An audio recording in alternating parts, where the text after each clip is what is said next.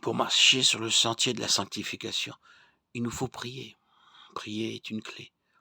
Nous faut honorer la Bible, faire le bien, être un sacrifice vivant, demeurer en Christ et aussi refuser de nous inquiéter.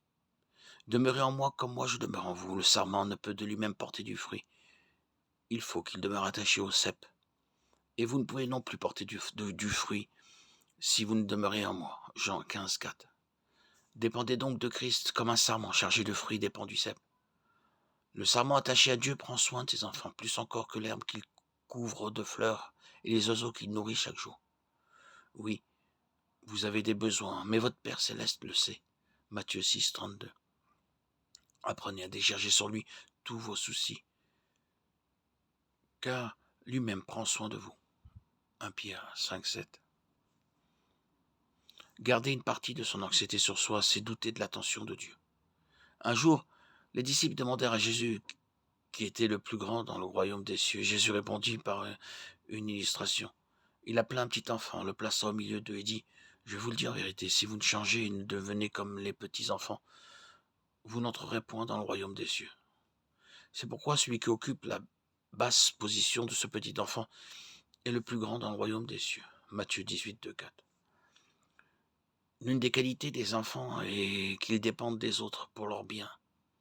Les enfants de Dieu devraient partager cette qualité de dépendre de leur Père céleste, aimant pour tout ce dont ils ont besoin.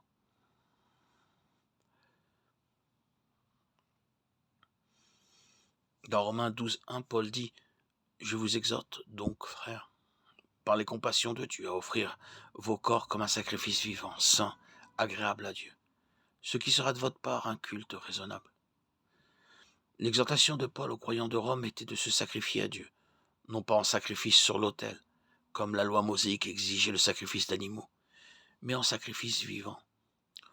Le dictionnaire définit le sacrifice comme toute chose consacrée et offerte à Dieu. En tant que croyants, comment nous consacrons-nous et nous offrons-nous à Dieu en sacrifice vivant? Sous l'ancienne alliance, Dieu acceptait les sacrifices d'animaux, mais ceci n'était qu'une préfiguration du sacrifice de l'agneau de Dieu, Jésus-Christ. En raison de son sacrifice ultime, une fois pour toutes sur la croix, les sacrifices de l'Ancien Testament sont devenus obsolètes et n'ont plus aucun effet. Hébreux 9, 11, 12. Pour ceux qui sont en Christ en vertu de la foi salvatrice, la seule adoration acceptable est de s'offrir entièrement au Seigneur.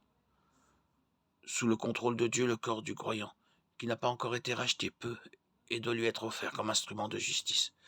Romains 6, 12. Compte tenu du sacrifice ultime de Jésus pour nous, cela n'est que raisonnable.